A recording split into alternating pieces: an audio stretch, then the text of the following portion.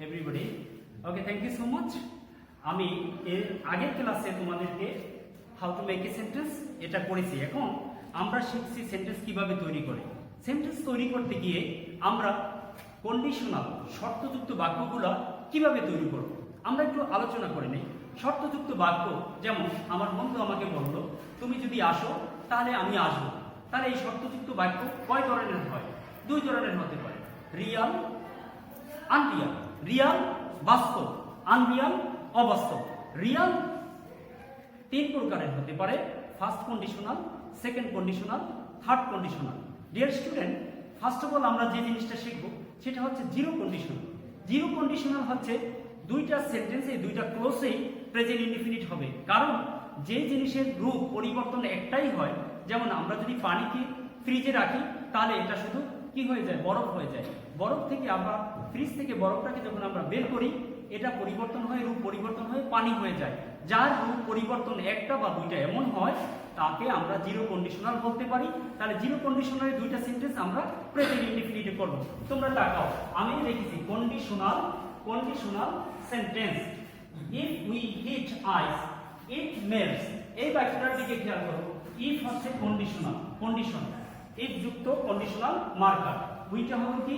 Subject, হিটটা হলো ভার্বের বি1, আইসটা অবজেক্ট। তাহলে এই সেন্টেন্সটা প্রেজেন্ট ইনডিফিনিট হলো। এই সেন্টেন্সটা কি হলো?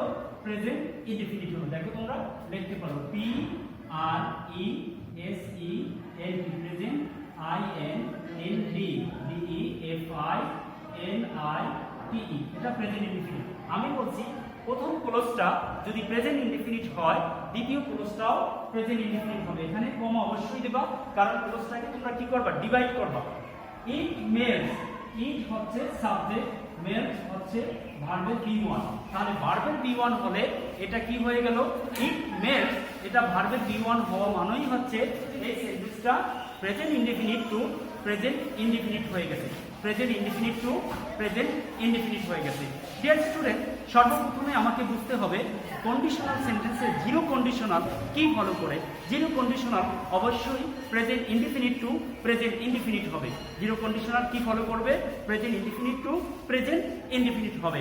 যখন আমরা ফার্স্ট কন্ডিশনালে যাব তখন এই জিরো কন্ডিশনালের রুল ফলো করবে না, তখন প্রথম বাক্যটাই প্রেজেন্ট ইনডিফিনিট হবে, দ্বিতীয় বাক্যটি ফিউচার ইনডিফিনিট হবে। আমরা एग्जांपल দিয়ে তোমাকে দেখাচ্ছি, একটু খেয়াল করো। আমরা যদি বলি if you do the work, এই বাক্যের ভিতরে ইফ হচ্ছে মার্কার, এটা কি? Clause marker, condition. যদি ইউটা সাবজেক্ট, ডু হচ্ছে প্রিন্সিপাল ভার্ব, সাবজেক্ট প্লাস ভার্বের এটাকে আমরা বলতে পারি বি1। দা ওয়ার্ক এটা হচ্ছে কি? অবজেক্ট। ডিটারমিনারের পরে একটা শব্দ থাকলে সেটা নাউন হয়, আমরা জানি। তাহলে দা হচ্ছে আর্টিকেল বা ডিটারমিনার, এরপরে ওয়ার্ক, ওয়ার্ক শব্দটাকে আমরা ভার্ব হিসেবে চিনি, নাউন হিসেবে চিনি। কিভাবে? আই ওয়ার্ক, আমি কাজ করি। এইখানে এই ওয়ার্কটা হচ্ছে verb. I do the work, আমি কাজটি করি। এইখানে এই ওয়ার্ক হচ্ছে কি? Noun, object. ডিয়ার স্টুডেন্ট, তাহলে আমরা 100% ক্লিয়ার এটা প্রেজেন্ট ইনডিফিনিট। এটা কি? Present indefinite. তবে এই বাক্যটা যেহেতু ফার্স্ট কন্ডিশনাল তাহলে আমরা এটাকে লিখতে পারি ফার্স্ট কন্ডিশনাল, তাই পরবর্তী বাক্যটাও হবে ফিউচার ইনডিফিনিট। ফার্স্ট কন্ডিশনালের শর্ত কি? প্রথম বাক্যটা প্রেজেন্ট ইনডিফিনিট হলে পরবর্তী বাক্যটা কি হবে?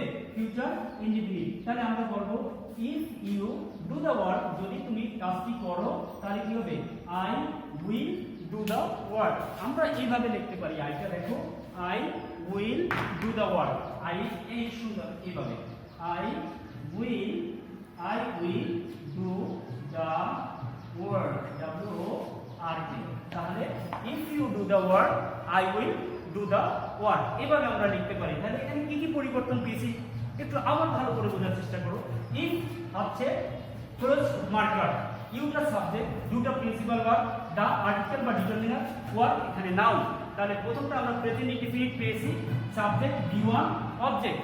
এটা আমরা স্ট্রাকচার কি? প্রেজেন্ট ইনডিফিনিট, সাবজেক্ট বি1 অবজেক্ট, এই শর্ত ফলো করছে। তাহলে এটা কি? Present indefinite. তাহলে পরবর্তী সেন্টেন্সটা হবে ফিউচার ইনডিফিনিট। কি হবে? FUTURE, future, IND definite, DEFINITE, indefinite. আমরা যেহেতু ফিউচার লিখেছি তাহলে আমরা এই বাক্যটাকে আমরা ক্যাপিটাল লেটার দিতে পারি। এইটাকে কি দিতে পারি আমরা? ক্যাপিটাল লেটার দিতে পারি, future indefinite. Dear student, first কন্ডিশনারে আরো কয়েকটা एग्जांपल দিতে পারি আমরা, কয়েকটা एग्जांपल দিতে পারি। তোমরা যদি ফলো করো দেখো আমরা আরো ভিন্ন ভিন্ন एग्जांपल দিতে পারি। If you come to school, যদি বলো তুমি if you come to school, এই যে দিলাম, তাহলে কি বললাম? I will come to school. If you come to school, I will come to school. তোমরা একটু ফলো করবা কোনো স্পেলিং ভুল হয় কিনা, কারণ আমি লিখতে গিয়ে দ্রুত ভুল করতে পারি, এজন্য তোমরা ধরবা আমাকে। ইফ ইউটা হচ্ছে কি সাবজেক্ট, ইউটা কি সাবজেক্ট, এরপরে কাম হচ্ছে কি ভার্বের B1, ভার্বের কি B1, আর এটা হলো কি আমার অবজেক্ট, এটা কি অবজেক্ট, তাহলে এটা প্রেজেন্ট ইনডিফিনিট 100%। এরপরে আমাদের ফিউচার ইনডিফিনিট হয়েছে কিনা দেখো, এটা কি হলো সাবজেক্ট, এটা কি সাবজেক্ট। আইটাকে তোমরা আমি যেটা আগে যেভাবে আইটা লিখেছিলাম সেইভাবে তোমরা এখানে আইটা লিখতে পারো। কিভাবে লিখতে পারো দেখো তো, এইভাবে, আর না তো একটু ভুল হতে পারে, কনফিউশন হবে। I will come to school, I subject, উইলটা হলো কি modal auxiliary verb, helping verb, এরপরে কি আছে কাম ভার্বের B1, এটা হলো হেল্পিং ভার্ব, তোমরা বলতে পারো উইল, অক্সিলারি ভার্ব বলতে পারো AUXI, অক্সিলারি ভার্ব বা হেল্পিং ভার্ব, এটা বলার পরে তারপরে হচ্ছে কি ভার্বের B1, তাহলে কি হলো কামটা হলো কি ভার্বের B1, তাহলে আমরা এটা ফিউচার ইনডিফিনিট টেন্স করব। ফিউচার ইনডিফিনিট টেন্সের আমরা স্ট্রাকচার কি করছি? সাবজেক্ট শ্যাল উইল, যে কোনো একটা নেব, এরপর কি B1, এরপরে অবজেক্ট, তাহলে এই যে কাম এটা হলো ভার্বের B1, ভার্বের কি B1। ডিয়ার স্টুডেন্ট, কেন আমি এই কামটাকে ভার্বের B1 প্রমাণ করলাম? কারণ কাম এমন একটা ভার্ব যেটা কাম, খেই, খাম, ভার্বের তিনটা ফর্মে কি একরকম হয় না।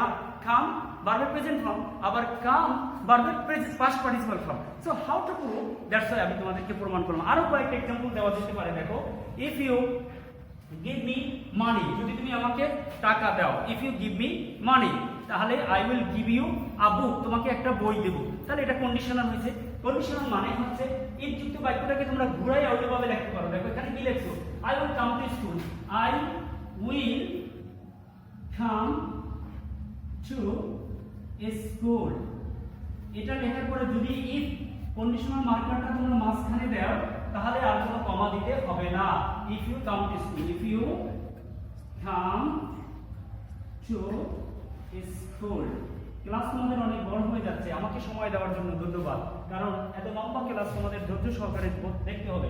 তারপরেও আমি চেষ্টা করতেছি অতি শর্টকাটে কিভাবে তোমাদেরকে শেখানো যায়। তাহলে কন্ডিশনাল সেন্টেন্স আমরা কি পাইলাম? কয়েকটা एग्जांपल দিয়েছিলাম, সেটা হচ্ছে ফার্স্ট কন্ডিশনালে একটা রুল ফলো করবে। সেই রুলটা কি হচ্ছে?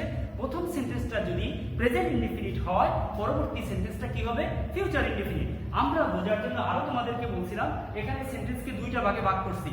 ক্লোজ সাধারণত তিন প্রকার: principal clause, subordinate clause, coordinate clause. সাধারণত আমরা এখানে দেখাচ্ছি প্রিন্সিপাল ক্লোজ এবং subordinate clause. Dear student, be careful.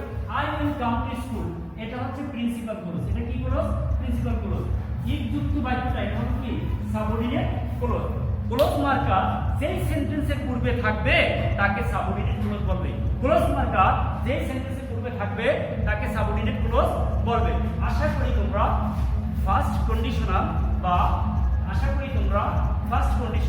you have understood properly way.